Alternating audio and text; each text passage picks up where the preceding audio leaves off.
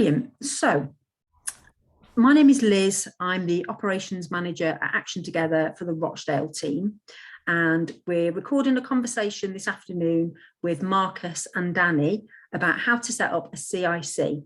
And that's because we've noticed in Rochdale, we've had a lot of inquiries over the last few months from people that are interested in following this route. And we thought it'd be really good to have not only Action Together's perspective, but the perspective of someone who wants to start a CIC and someone who has experience of setting up a CIC. So Marcus, if you introduce yourself and tell us what your CIC experience is at the moment. Okay, so my name's Marcus Abraham, and at the moment I have absolutely no experience of a CIC, a community interest company, and that's what my interest is because I'm a wellbeing practitioner and I have various tools that I want to support people in the community with. Brilliant, thanks Marcus. And Danny, what's your experience?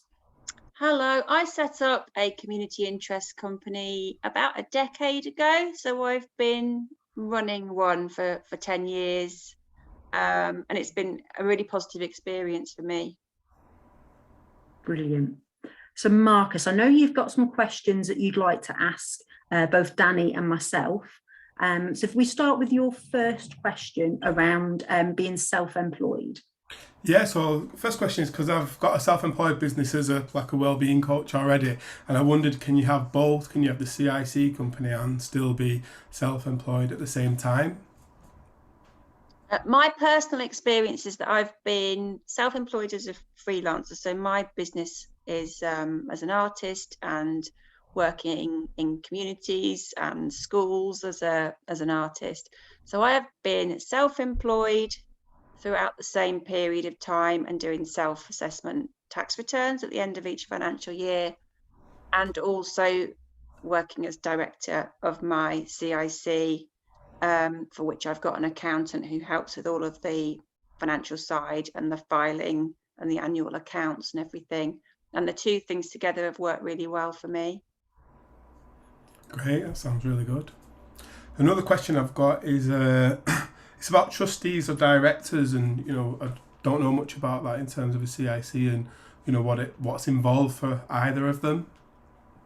Shall I speak first, Liz? Is that okay? Yeah. So my personal experience is as myself and two other directors. So from a legal perspective, you need to have the 3 directors.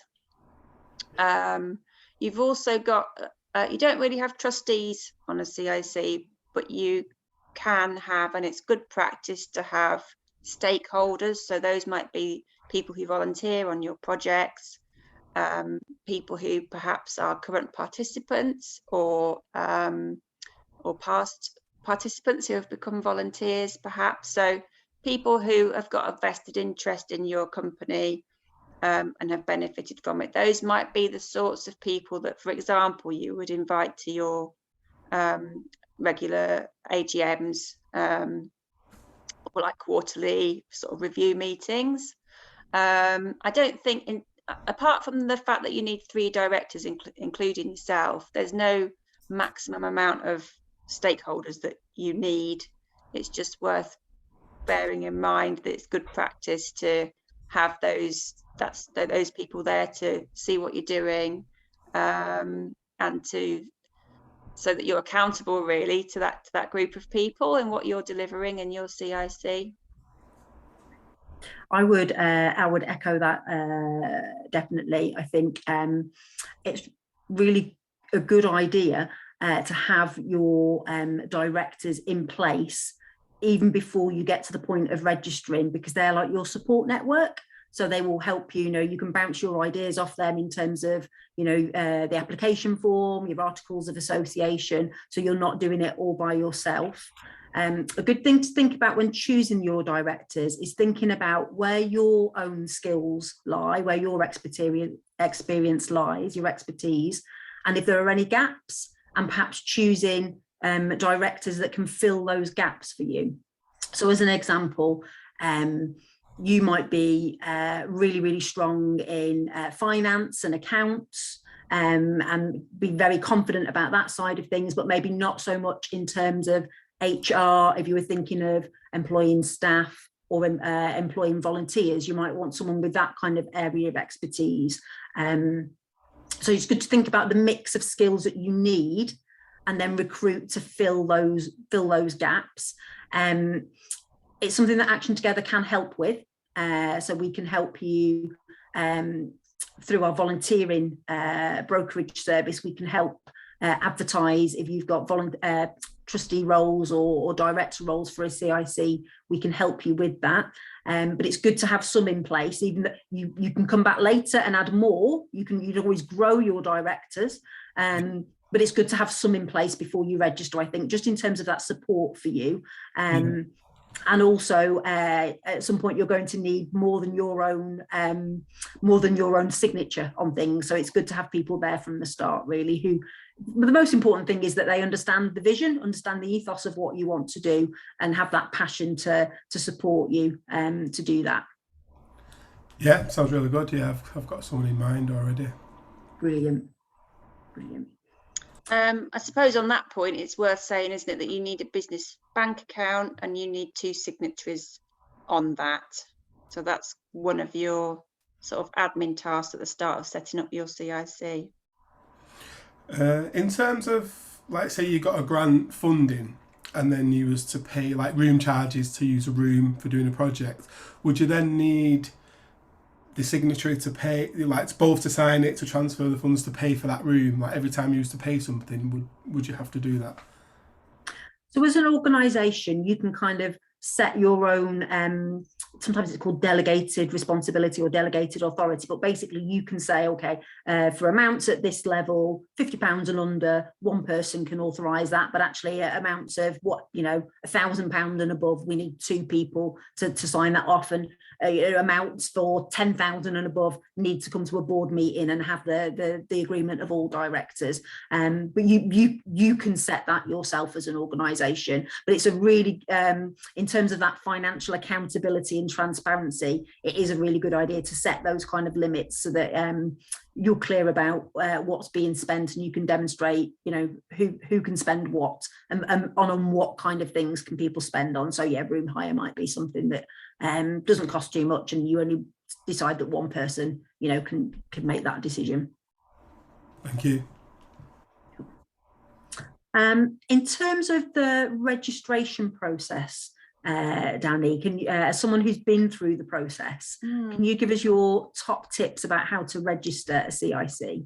My first top tip is that on the government website and also on the CIC regulator website, there's a step-by-step guide. So just read that, take your time, absorb it and digest it.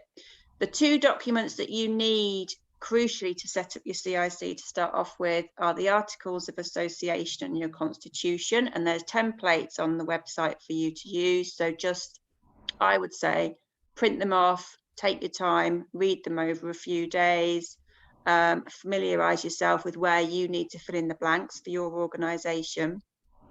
I think as long as you don't panic, remember to breathe. It's quite a lot of documentation, but if you take your time, it's relatively easy. And I think asking for help if you need it is one of the key things, I would say. There's no such thing as a stupid question, and I'm sure Action Together, you're just at the end of the phone or on the email, aren't you, if anybody has a question. So yeah, I think don't be scared of it, really. That's my top tip for the registration process. Take your time. You can do it. It's not rocket science at all. I would absolutely echo Danny's advice there. On the CIC regulators website, there's all the templates you need, templates for Articles of Association. They've got completed examples of the application form. So use them. Definitely use the template, because it will make the registration process smoother and quicker. You're less likely to make a mistake if you're using their template. In terms of support, absolutely, again, if you wanted Action Together to read through, to proofread something, because, you know, the first time you do anything and you see a document and it feels like it's got lots of jargon or technical legal speak in there, sometimes, you know, you've read it so many times and sometimes you can't see for looking. So to get a second pair of eyes on something and just say, oh, this bit here talks about your members, are you sure this is what you want for your CIC? That's absolutely part of the support that Action Together can offer. My other tip with the registration process is you can do it online or you can do a paper version. I recommend the online version because you will get an immediate acknowledgement that your application's been received and a number with which to track it. What I do know about the online application is that you can't save it as you go. So as Danny said, be ready, be prepared, print it out in advance, know what it is you need to fill in, because yeah, you can't go away and find something out and come back to it because it'll time itself out, unfortunately. Okay, fantastic. Yeah, sounds good, that. Thank you. Brilliant. And then our final, I think, tip for registration is when you're setting up, you don't need to have a million policies already in place. What you need for registration is all there on the CIC regulators website. Once you get going and you're set up, you're registered, if you then want some further support to set up a health and safety policy or a safeguarding policy or a volunteer policy, again, there's always templates. People have done it before, but definitely that's part of the support that Action Together can offer. So come back to us at that stage and we can support with that. Don't overwhelm yourself by thinking you need to have everything ready in advance for the registration. You just need those two documents, your articles of association and the application form on the website. Perfect. Sounds good. Sounds good. Yeah, I'm quite excited now. Brilliant. Brilliant. Well, we hope this has been helpful for you, Marcus. We hope it's going to be helpful for lots of people out there as well. So if you're watching this and you've got any questions about setting up a CIC or the kind of development support that Action Together can offer, then do contact us by email at development@actiontogether.org.uk and we'll link you to the development worker in either Oldham, Rochdale or Tameside, depending on where you're based. Marcus and Danny, thanks so much for your time this afternoon. It's been great hearing your stories, and yeah, Marcus, good luck with the registration. Keep in touch with us. Let us know how it goes. I will do. Thank you very much for your help and support. Good luck, Marcus. Thank you. Thanks. Bye. Bye.